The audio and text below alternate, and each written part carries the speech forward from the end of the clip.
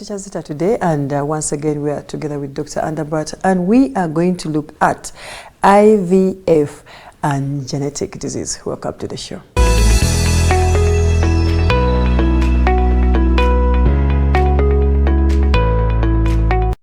Doctor, we are looking at IVF and genetic diseases. For a first-time viewer who is just joining us, we could define IVF, and then we define genetic, diseases. And then the diseases. All right. Thank you. Yeah, thank you very much, Teacher Zita. Yes. It's a good starting point to define this. Yes. So to start with IVF. IVF is an abbreviation meaning in vitro fertilization. Now, in vitro fertilization is a form of fertility treatment. It's a form of fertility treatment where we do fertilization of the eggs outside the woman's body, and we put the fertilized eggs into the womb after. You fertilize it from out. We fertilize outside. In means I is in.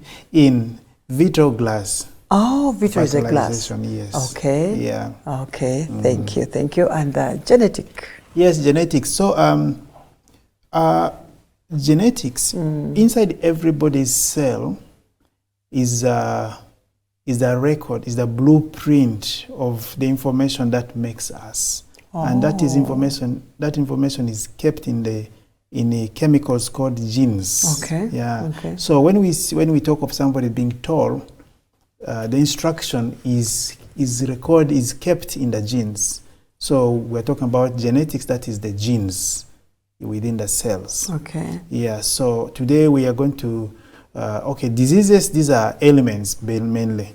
So basically we're going to talk about how we can apply the technique of IVF to manage and prevent certain diseases which result from genes. Thank you. Yes. Thank you, Doctor. Many people out there, and especially young couples, yes, they are going through a lot. Yes. Because of inherited diseases, infections from parents, and most of them do not know. Yes. Can we first list some genetic diseases that someone can get from the parents? Yeah, there are quite many. I know only sickle cells. Yes, some of them have, they are controlled by one gene, like sickle cell. Okay. It's controlled by one gene. Only one like this? One gene like this, and actually it's a very small change in that gene. Yeah, as we will discuss later, because of that small change, we are now able to reverse that change, and we're able to correct it in gene therapy now. Thank you. Available now. Okay. So, as you said, yes, sickle cell is one of the genetic diseases. By the way, as we list them, the truth is almost every disease now we know has a relationship with genes. This makes medicine very interesting. Really? Yes, every disease has a relationship with the genes. Apart from malaria? Malaria has a relationship with genes. Really? You'll be shocked. Because other people are able to get malaria, others don't get. That is determined by the genes. Others get severe forms, others get less severe forms. Some don't even. Yes, all these variations can be traced back to the genes now. Thank you. It's exciting, actually. True, yes, true. So, but we know of diseases like sickle cell. Sickle cells, yes. Now we know also of breast cancer. There are genes really? for breast cancer now, we know. Yes, breast cancer has genetic basis. So chances are high that if one of your parents had breast cancer, you are likely to have it as a girl. Exactly. Okay. Yes. Thank you for that info. Yes, there are some other diseases called cystic fibrosis. In our area, we know. Cystic. Now, this disease of cystic, the name sounds very complicated.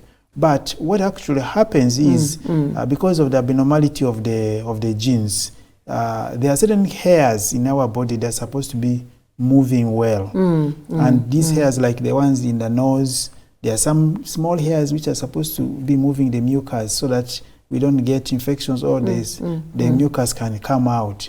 Now, in people who have cystic fibrosis, those hairs are not moving very well. Now, such people get recurrent infections, repeated infections of the chest. Yeah. In reproduction, this is closely linked because they also do get problems with sperms. They get... Doctor, this cystic fibroids, does it affect fibrosis? Yes. Is it for only men, women, or both? Both. Where exactly does it? So it is a problem in the genes, but it manifests mainly in our lungs. Oh, in the lungs. Yes, because that's where the secretions are a lot, Okay. and they're supposed to be coming out all the time.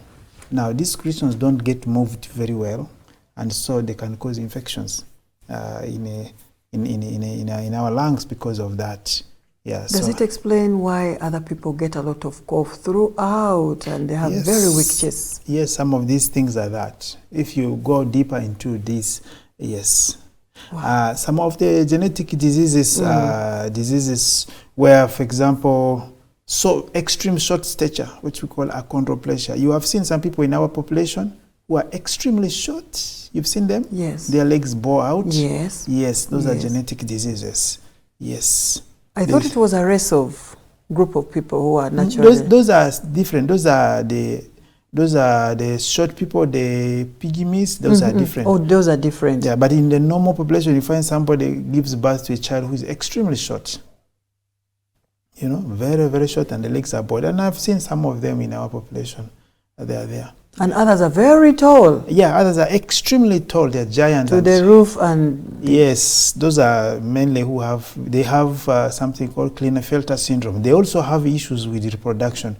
You find they are giant, but the problem is they have genetic abnormalities, which makes them not to have sperms.